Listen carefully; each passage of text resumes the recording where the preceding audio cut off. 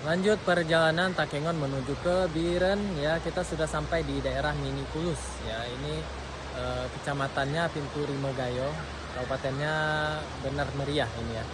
Jadi Minikulus ini tengah-tengah ya antara Biren sama Takengon. Jadi ke Takengon itu 50 km, ke Biren itu 50 km lagi.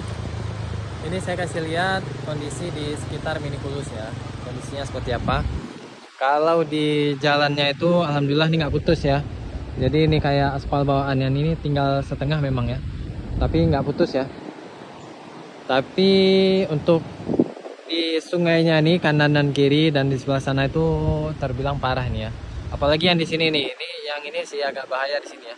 Ini kalau hujan saya takut kayaknya lewat sini ya. Ini karena kering nggak hujan ya.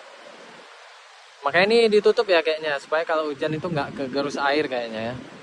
Di sini titik yang paling bahayanya sih. Tadi itu di jalan di sini kalau mobil papasan dua nggak muat ya.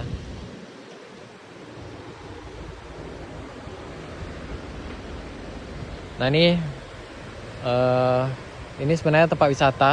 Kalau mau turun bisa dari sini ya.